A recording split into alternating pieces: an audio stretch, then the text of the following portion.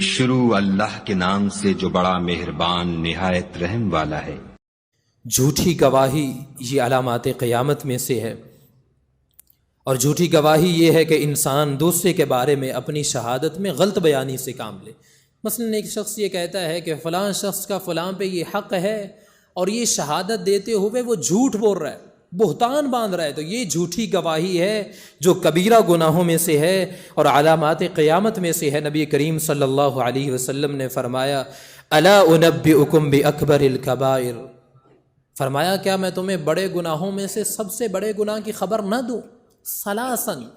3 مرتبہ اللہ کے رسول صلی اللہ علیہ وسلم نے فرمایا کیا میں تمہیں بڑے گناہوں میں سے سب سے بڑے گناہ کی خبر نہ دوں؟ کیا میں تمہیں بڑے گناہوں میں سے سب سے بڑے گناہ کی خبر نہ دوں؟ کیا میں تمہیں بڑے گناہوں میں سے سب سے بڑے گناہ کی خبر نہ دوں؟ قالوا بلا یا رسول اللہ، صحابہ نے عرض کی ضرور ہے اللہ کے رسول صلی اللہ علیہ وسلم، ہمیں بتائیے۔ تو فرمایا الشرک باللہ وعقوق الوالدین، فرمایا اللہ کے ساتھ شرک کرنا اور والدین کی نافرمانی یہ کبیرہ گناہ ہے۔ وجلس وکان متکئا، اور اللہ کے رسول ٹیک لگا کے بیٹھے تھے، اور اگلی بات کی اہمیت کو واضح کرنے کے لیے اللہ کے رسول سیدھے ہو کے بیٹھ گئے، اور اللہ کے رسول صلی اللہ علیہ وسلم نے فرمایا الا وقول الزور وشہادۃ الزور،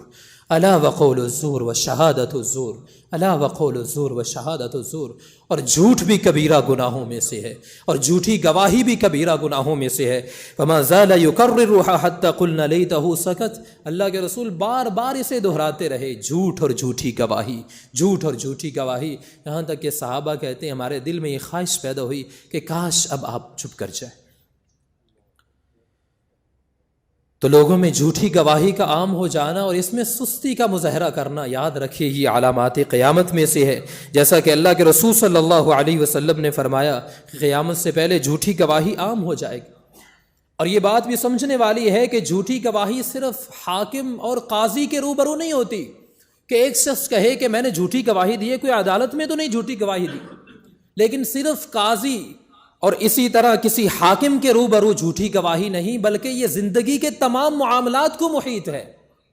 روز مرہ کے معاملات میں جو شخص غلط شہادت دیتا ہے یہ جھوٹی شہادت ہے، جھوٹی گواہی۔ اسی طرح بعض اداروں اور فیکٹریوں کے جو ملازم ہیں جو اپنی ذمہ داری کے بارے میں اگر غلط گواہی دیتے ہیں، غلط بیانی کر رہے ہیں، تو یہ جھوٹی گواہی ہے۔ طلباء ہیں، اسی طرح حتیٰ کہ بچوں کا اپنے والدین کے سامنے غلط شہادت دینا یہ بھی جھوٹی گواہی ہے، اور رسول اللہ صلی اللہ علیہ وسلم نے جھوٹی گواہی اور جھوٹی قسم یا غلط بیانی کے ذریعے سے لوگوں کا حق مارنے سے سخت ڈرایا ہے۔ صحیح بخاری مسلم میں حدیث مبارکہ اللہ کے رسول صلی اللہ علیہ وسلم فرماتے ہیں انما انا بشر، فرمایا بلا شبہ میں ایک انسان ہوں، بشر ہوں، وانکم تختصمون الی، اور تم اپنے جھگڑے میرے پاس لے کے آتے ہو فیصلہ کروانے کے لیے، وَلَعَلَّ بَعْضُكُمْ أَن يَكُونَ أَلْحَنَ بِحُجَّتِهِ، اور شاید کہ تم میں سے بعض لوگ وہ زیادہ چرب زبان ہوں اپنی دلیل کو پیش کرنے میں، فریق مخالف کے مقابلے میں، من بعض لوگوں سے، فَأَقْضِيَ لَهُ عَلَى نَحْوِ مَا أَسْمَعُ، تو میں تو اسی کے اوپر فیصلہ کروں گا جو بات میں نے سنی ہے۔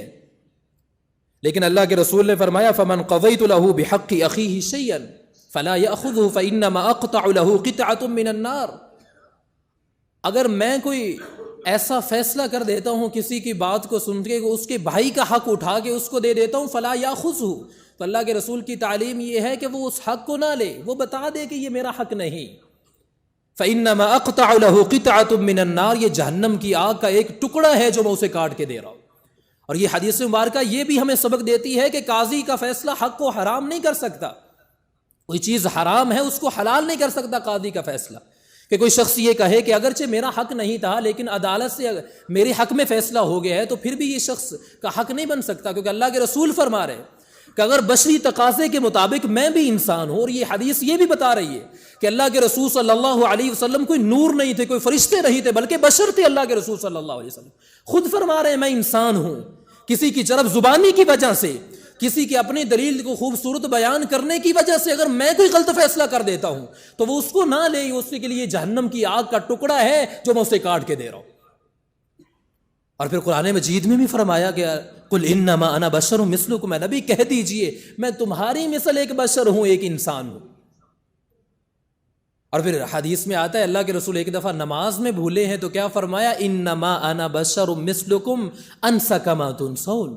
میں بھی بشر ہوں، انسان ہوں، بھول جاتا ہوں جیسے تم بھول جاتے ہو۔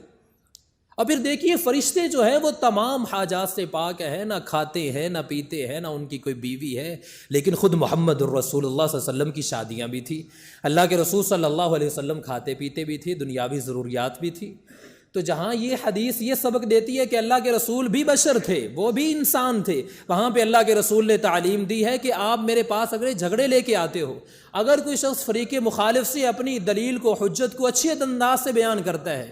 تو میں اس کے بھائی کا حق اٹھا کے اس کو دے دیتا ہوں، تو فرمایا وہ نہ لے، یہ جہنم کی آگ کا ٹکڑا ہے جو میں اسے کاٹ کے دے رہا ہوں۔ اللہ سبحانہ ہوا تعالی ہمیں جھوٹ سے بچائے، جھوٹی گواہی سے بچائے،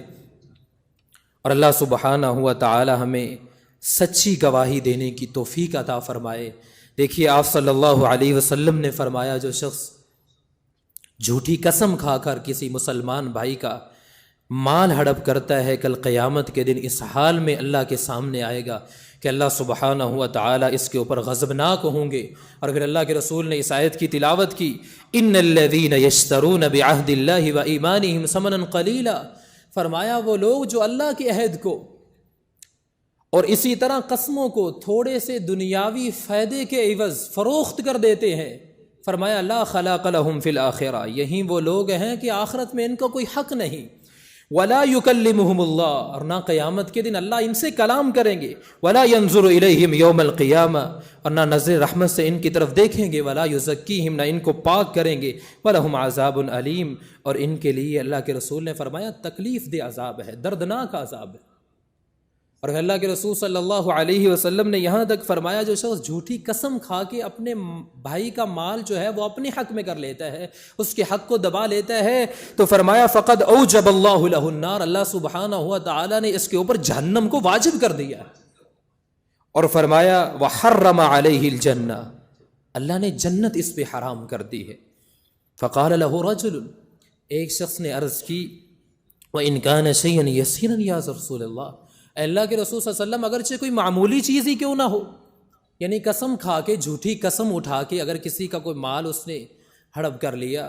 اپنے حق میں کر لیا، تو چاہے وہ کوئی معمولی چیز بھی ہو، اس کے اوپر بھی یہ وعید ہے کہ اس کے اوپر جو ہے جہنم واجب اور جنت حرام ہے۔ اللہ کے رسول صلی اللہ علیہ وسلم نے فرمایا چاہے وہ پیلوں کے درخت کی ایک مسواک ہی کیوں نہ ہو، جو جھوٹی قسم کھا کر رب کا نام استعمال کر رہا ہے جھوٹ کے اوپر، جھوٹی قسم کھا کے کسی بھائی کا مال ہڑپ کرتا ہے، تو اللہ سبحانہ ہوا تعالی نے یہی اس کے لیے سزا رکھی ہے کہ اس کے اوپر جو ہے جہنم واجب اور جنت حرام۔